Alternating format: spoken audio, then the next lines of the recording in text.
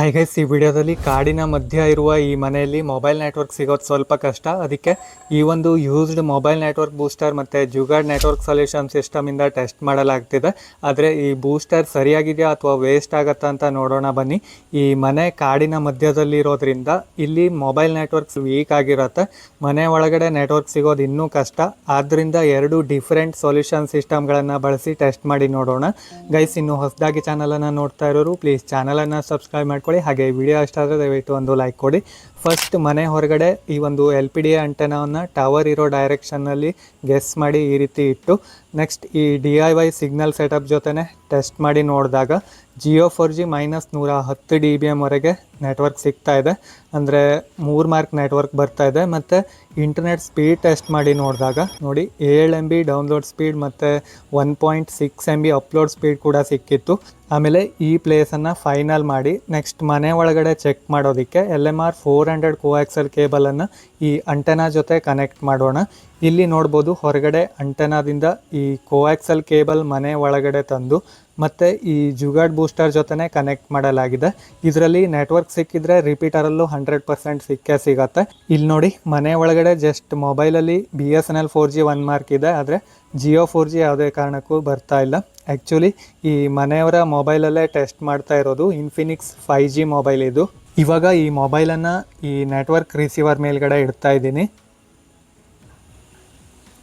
6ರಿಂದ 7 ಸೆಕೆಂಡ್ಗಳಲ್ಲೇ network ಬಂದಿದೆ. ಅಂದರೆ repeater ಜೊತೆ ಯೂಸ್ ಮಾಡೋದಕ್ಕೆ ಅಂಟೆನಾ ಮತ್ತು ಕೋಆಕ್ಸಲ್ ಕೇಬಲ್ ಸರಿಯಾಗಿದೆ ಅಂತ ಕನ್ಫರ್ಮ್ ಆಯಿತು. ನೋಡಿ ಇಲ್ಲಿ ಕೇಬಲ್ ಲೆಂತ್ ಸುಮಾರು 15ರಿಂದ 20 ಮೀಟರ್ ಇರೋದ್ರಿಂದ ನೆಟ್ವರ್ಕ್ ಸ್ಟ್ರೆಂತ್ -112 dBm ಆಗಿದೆ. 2 ಮಾರ್ಕ್ ನೆಟ್ವರ್ಕ್ ಅಷ್ಟೇ ಸಿಗ್ತಾ ಇರೋದು, ಅಂದರೆ ಈ DIY ಸಿಸ್ಟಮಲ್ಲಿ.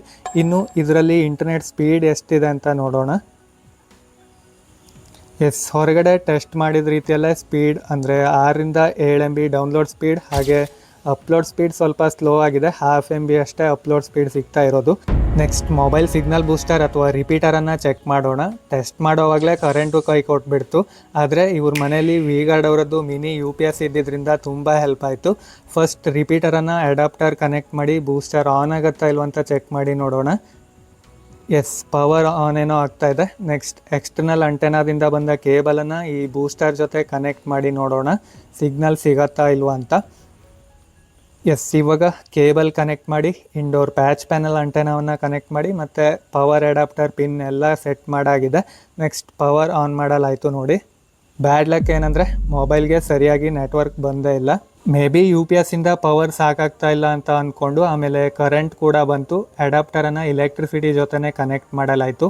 ನೋಡಿ ಈ ರಿಪೀಟರ್ ಟ್ರೈ ಬ್ಯಾಂಡ್ ಸಪೋರ್ಟ್ ಆಗುತ್ತೆ, ಆದರೂ ಕೂಡ ಯಾವುದೇ ರೀತಿ ಸಿಗ್ನಲ್ ಸ್ಟೇಟಸ್ ಇಂಡಿಕೇಟರ್ ಆನ್ ಆಗ್ತಾ ಇಲ್ಲ.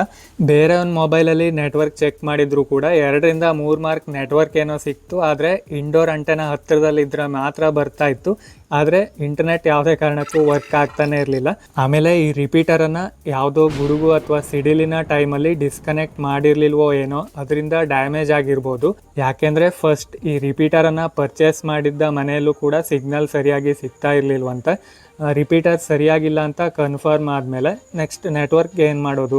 ಅದಕ್ಕೆ ಇವ್ರ ಮನೇಲಿ ಮೊದಲು ಲೋ ಬಜೆಟ್ ನೆಟ್ವರ್ಕ್ ಸಿಸ್ಟಮನ್ನು ಯೂಸ್ ಮಾಡಲಾಗ್ತಾ ಇತ್ತು. ಅಂದರೆ ಈ ರೀತಿಯ ಬಾಕ್ಸ್ ಅಂಟೆನಾ ಮತ್ತು ಡಿಶ್ ಕೇಬಲನ್ನು ಯೂಸ್ ಮಾಡಿಕೊಂಡು ಜುಗಾಡ್ ಬೂಸ್ಟರ್ ಪ್ಲೇಟ್ ಜೊತೆ ಕನೆಕ್ಟ್ ಮಾಡಿಕೊಂಡು ಮೊಬೈಲನ್ನು ಇಟ್ಟು ನೆಟ್ವರ್ಕ್ ಯೂಸ್ ಮಾಡಲಾಗ್ತಾ ಇತ್ತು. ಲಾಸ್ಟಲ್ಲಿ ಇದನ್ನೇ ರೀಇನ್ಸ್ಟಾಲೇಷನ್ ಮಾಡಬೇಕಾಯಿತು. ನೋಡಿ ಈ ರೀತಿ ಹೊರಗಡೆ ಬಾಕ್ಸ್ ಅಂಟೆನಾವನ್ನು ಫಿಟ್ ಮಾಡಿ RG6 ಕೋಆಕ್ಸಲ್ ಕೇಬಲನ್ನು ಕನೆಕ್ಟ್ ಮಾಡಿ ಟೇಪನ್ನೆಲ್ಲ ಹಾಕಿ ಫೈನಲ್ ಮಾಡಲಾಗಿದೆ. ಇಲ್ಲಿ ಇವರ ಲಕ್ ಏನಂದರೆ ಕಾಡಿನ ಮಧ್ಯದಲ್ಲಿ ಇದ್ದರೂ ಕೂಡ ಟವರ್ ಸ್ವಲ್ಪ ಹತ್ತಿರದಲ್ಲೇ ಇರೋದ್ರಿಂದ ಮನೆ ಹೊರಗಡೆ ನೆಟ್ವರ್ಕ್ ಸ್ಟ್ರೆಂತ್ ಚೆನ್ನಾಗಿದೆ. ಅದಕ್ಕೇ ಈ ಲೋ ಬಜೆಟ್ ಸೆಟಪ್ ಕೂಡ ವರ್ಕ್ ಆಗಿರೋದು. ನೆಕ್ಸ್ಟ್ ಇದರಲ್ಲಿ ಹೇಗೆ ಮನೆ ಒಳಗಡೆ ಸಿಗ್ನಲ್ ಬರುತ್ತೆ ಅಂತ ನೋಡೋಣ. ನೋಡಿ ಮನೆ ಒಳಗಡೆ RG6 ಕೇಬಲನ್ನು ತಂದು ರಿಸೀವರ್ ಜೊತೆ ಕನೆಕ್ಟ್ ಮಾಡಲಾಗಿದೆ. ಮೊಬೈಲನ್ನು ಈ ಪ್ಲೇಟ್ ಮೇಲ್ಗಡೆ ಇಡಲಾಗಿದೆ.